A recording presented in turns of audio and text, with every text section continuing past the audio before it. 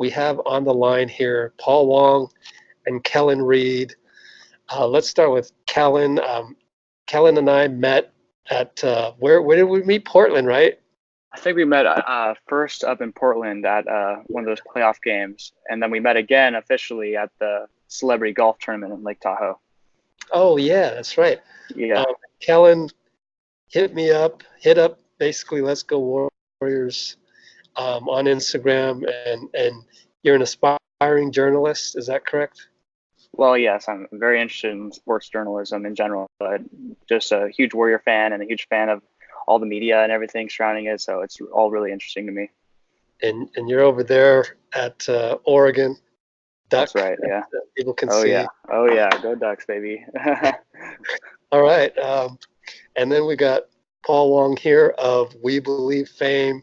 He is the one who basically coined the term "We Believe."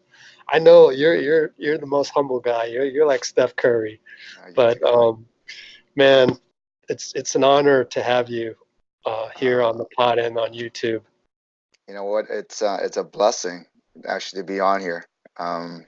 Yeah, really. I mean, it's like every time I talk about it and sort of get chills and goosebumps just going back there, and to be able to share, once upon a time. It's almost like a little fairy tale now, with all this glory that we've accomplished the last 5 years.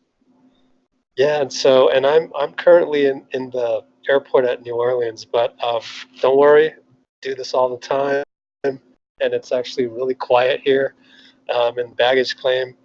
But all right, Kellen contacted us on Instagram again, and after the first game the other day, there's some concerns, not just from Kellen, but actually a whole lot of people in Dub Nation are wondering if, I mean, from one extreme of the spectrum to the next is like from tanking the season, getting the lottery pick, let's say, to maybe more mild adjustments. Like, I mean, I still have fans asking, shouldn't we pick up so-and-so, Jamal Crawford, this, that, and possibly not understanding the hard cap situation. But anyways, we are pretty much stuck with the roster that we have until around March, when they can do some manipulation and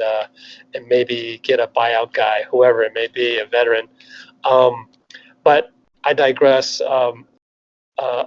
So I thought it would be nice to have Paul on the call as well, because what if this season really is We Believe, 2.0? And wouldn't it be great to have We Believe, the originator, on here to kind of compare and contrast that. But first, Kellen tells me he has a great story of We Believe, his own personal story. So I'm going to let you take that away, Kellen. Well, at the time, right, 2007, I just turned 7 years old, and my mom is pregnant with my little brother at the time. But my dad and I would need to go to the game, right? It's game 6, Dallas. I don't know a whole lot, but I'm like, this is big, right? And so we head to the game. My mom's 8.5, 9 months pregnant, whatever it is. And we get there, 1 quarter in, get a call from my mom saying, you got to get back here right now. Wow. So we left the arena after 1 quarter, and my dad was just like, oh my God, just get the game on the radio. We got to get home, like just freaking out. And the guy, as we left, I'll never forget it. I was, again, 7 years old. And he goes, once you go out, you can't come back in. And my dad's like, that's a really good, it's a really good saying for right now. And so we left and missed the whole rest of the game, and it was a bummer. But some priorities take higher. You need to be there for the birth of my brother, right? So that was important. But that was a crazy day for sure.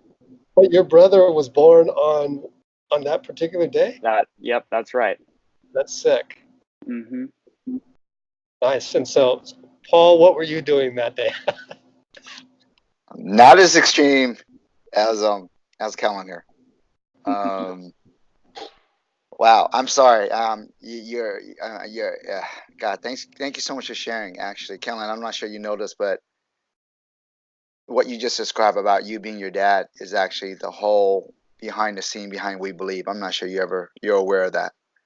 Well, Yeah. For me being a Warrior fan, and for me being for the whole family being a Warrior fan, is something that I wanted to give to my kids, because the only thing I remember when I was a young toddler in my country of Burma was a sporting event, and back then it's soccer in the third world country, right? Was the only thing that my dad and I ever did together. And what I wanted to do as a grown man was to hopefully recreate those memories with my kids as well. So for me to hear what you just shared with your dad, man, that's exactly what Dub Nation's all about, quite frankly. Oh yeah. So going back to, I think, what was that? Is that the first game against Dallas? Is that what we're from? I believe it was actually the clinching game, Game 6. But Game 6. That's just probably what my memory wants me to think, right? Like, for Oh all I man, know, it could have it was just been crazy. game 3 or 4. It was Well, just we can crazy. look it up. But yeah. Yeah. Well, it was just crazy, guys. I mean, that time, it just really depends on who you speak to, right? But that whole scene at Oracle, I don't think it's ever gonna ever happen again. Oh yeah, for sure. Because literally throughout the whole game, it was just standing room only. Standing room only, and the noise level, it's crazy, because we just celebrated how many championship, even the first one after 40 years back in 2015-16. I mean, respectfully, the noise level never even came close to that. It was a different moment, it was a different celebration, but it was to me, everyone called that season the We Believe season. To me, it was actually the birth of a nation. It was actually the birth of Dub Nation, because the fan base was always here. And it was for the first time that the rest of the NBA world recognized us as one of the best fans in the NBA. That's a pretty killer statement right there. I love that. They've got you on the move now, huh, Kellen? In some ways, it's blaspheme of me to say that this might be We Believe 2.0, but it's just for headlines. It's just for the retweets, the clicks and whatnot. But yeah, let's just jump back now real quick to this year. How do you guys all feel about not just the first game, but the preseason, and sort of what you can see, especially with Kerr saying that Clay is unlikely to come back, which is basically, I mean, it's the cold hard truth. 9 months. I still need to look it up one more time, because I listened to Bob Myers on XM Radio today, and he mentioned that Adrian Peterson was 6 months. I could have sworn my research said 9 months, so I need to go look that up again. But even still, I think we can all agree that 6 months is preposterous.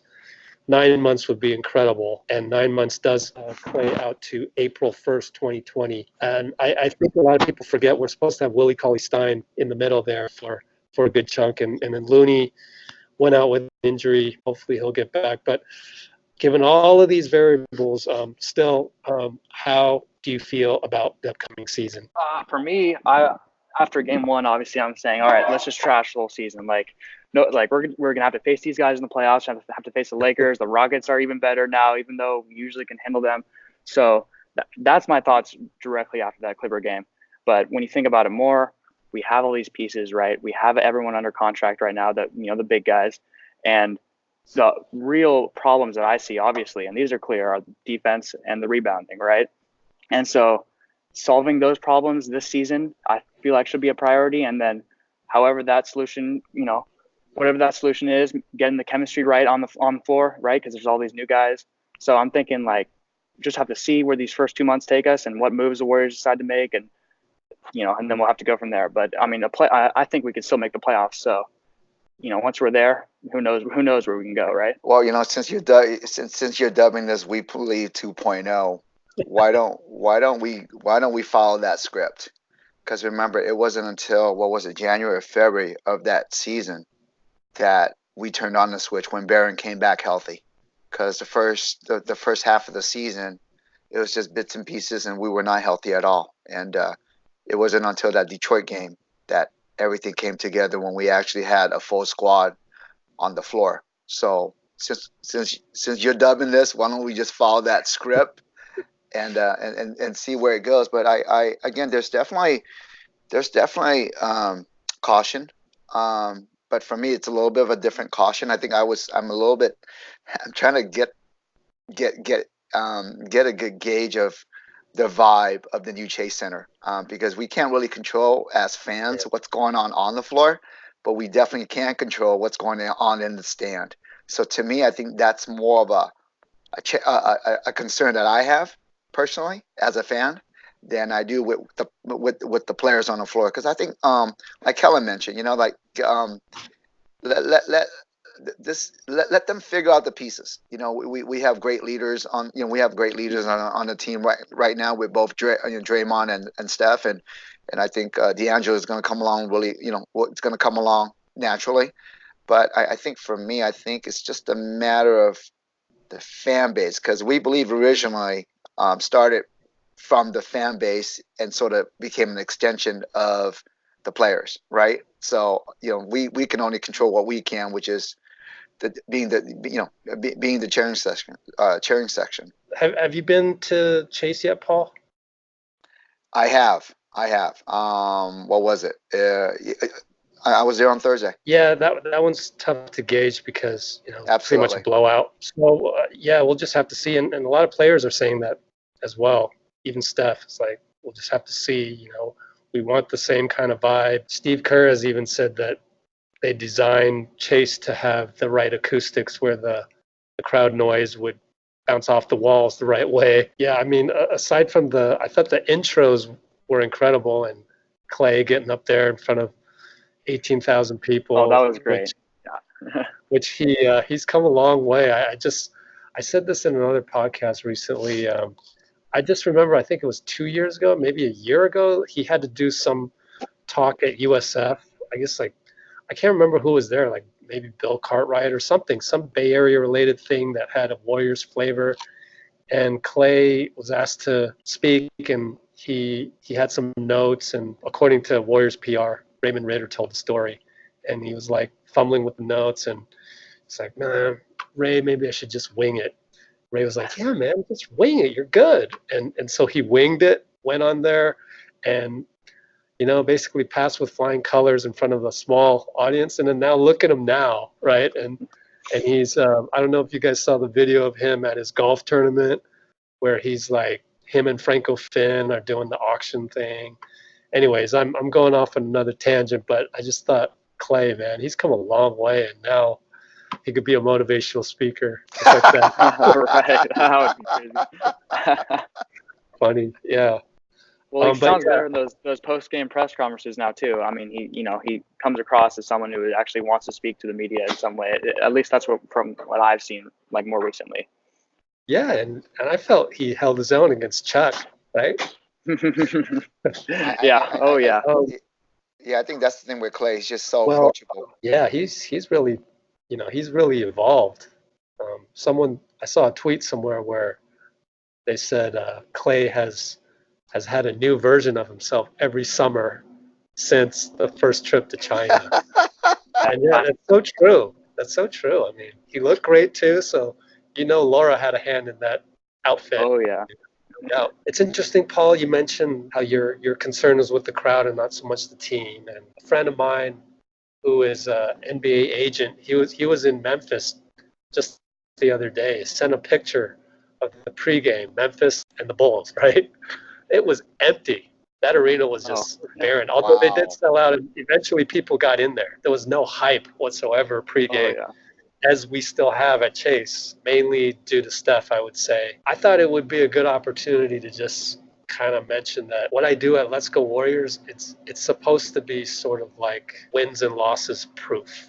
It's supposed to be like the moments. And it really is all driven by Steph. It's like evolved to kind of follow the philosophy of Steph, which is to enjoy every moment, to relish those moments, good and bad. That's what we try to do. And also, well, I have a lot of experience with like coaching basketball teams because I used to run I still do actually, but it used to be a much bigger men's basketball league, and it's still going on now. But back in the day, I had like 125 teams. And so what I would do is I would pick the best players from the league.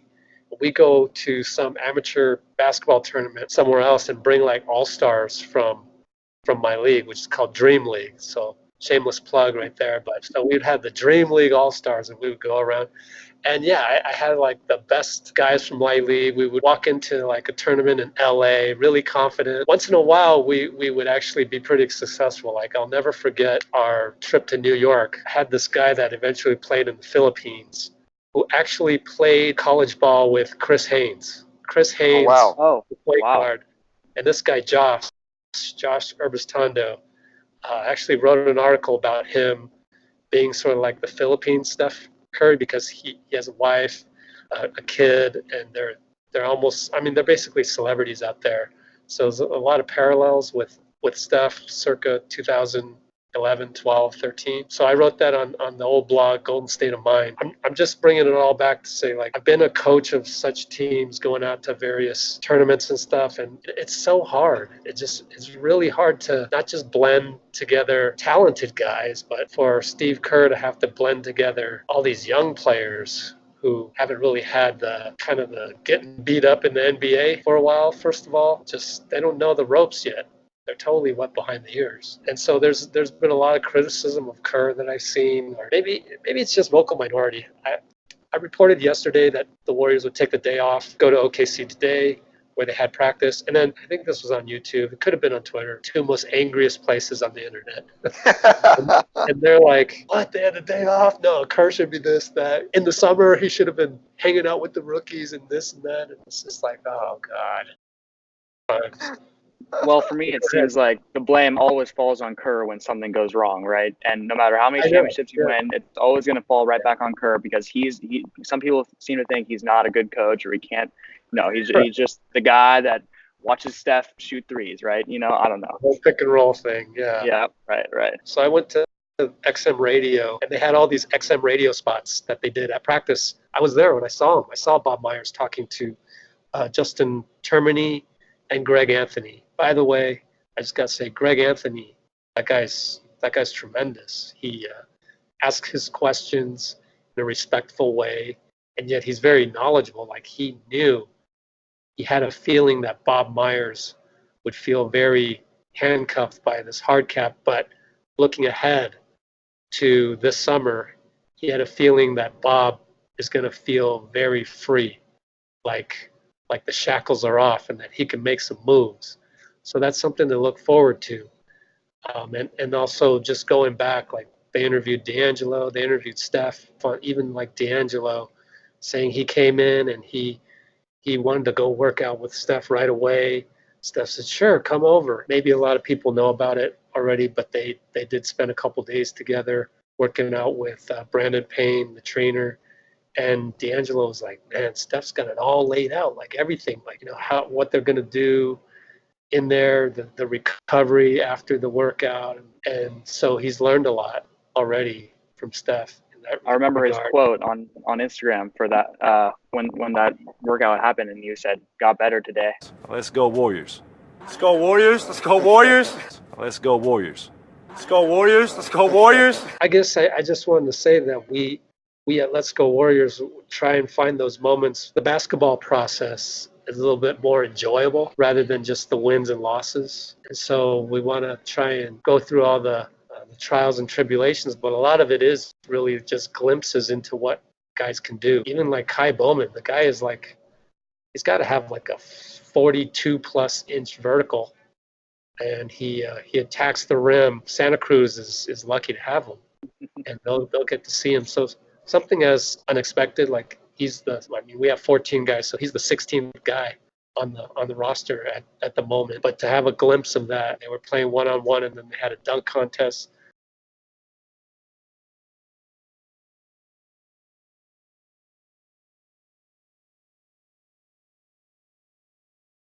Let's not forget, not every team out there is the Lakers and the Clippers. I mean, we're talking about possibly the number 1 and number 2 ranked teams right now, right? Steph said a couple days ago that he's breaking down at least the first 10 games. So he's going to pretty much focus on being competitive first 10 games and just kind of reassess where they are. at that point, and we should take his lead.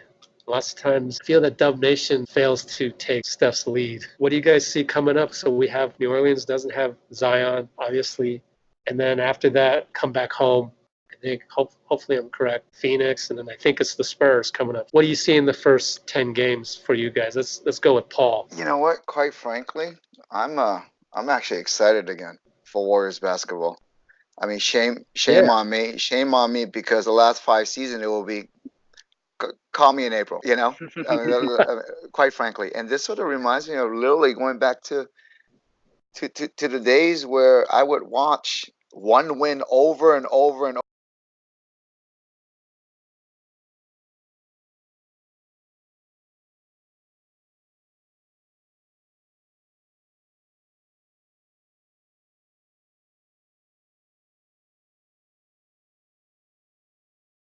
For me, I think ever since this new ownership has taken control, I get stopped on the streets always, just being the Warrior guy. What do you think? What do you think? Are you nervous? This and that.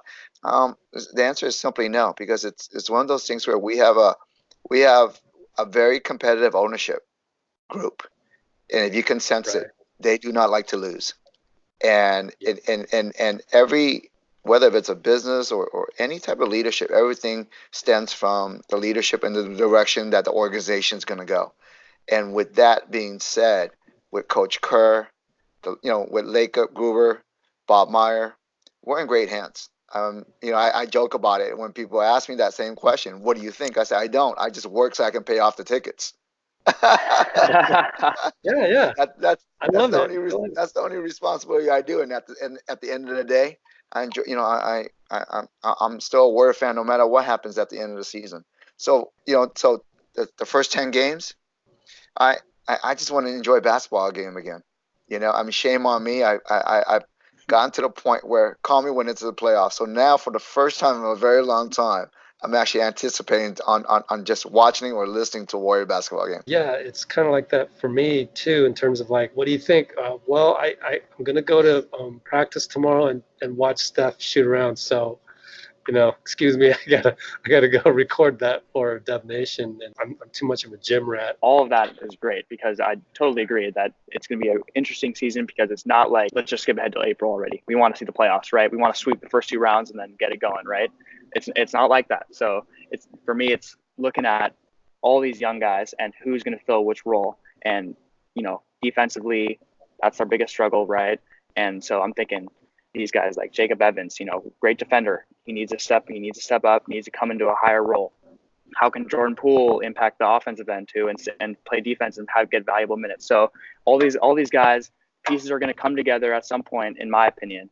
And when that happens, there's going to, we start beating better teams, and that's how we can make that playoff push. I would recommend everybody go check out the Bob Myers on XM Radio interview, because that will give you a sense of just how shackled he is right now. I mean, we're kind of stuck, aside from Bowman and Damian Lee being able to get called up here and there for whatever reason. I feel like we're pretty much stuck. We can't really go, okay, we need to trade him or waive him. We literally cannot do that. Even if we wanted to, we can't do that. Anthony Slater already calculated it to be March. March is when a buyout might be able to happen because of the proration of the salaries. So we could sneak a guy in via buyout at that moment in time. Any last words, guys? Go ahead, Kellen. I'm just going to say that it's been great being on this podcast. I've really enjoyed it, and go Warriors, man. This is going to be a great season. I'm excited. And same here. And Kellen, I look forward to your bright future in journalism. So I can at least say I was the first to recognize, along with Let's Go Warriors, in regards to your talent. No, just real quick, I want to actually give a shout out to you as well. Let's Go Warriors. I think you said it best right there too. Really to keep things on a positive level. Yeah. When these days, my goodness, where have we come? I mean, we've gotten to the point where, my goodness, I'm sorry, don't get me going on a whole different tangent. It's all good. And I think what Coach Kerr said about last year was sort of like just what was it? The key word he used was joy, right? Just really just enjoying the moment. And I think this is our biggest test right here as Warrior fans. I think for once Good point. there's gonna be quite a bit of people probably pretty much jumping off the bus already. It's okay. It's all right. Yeah.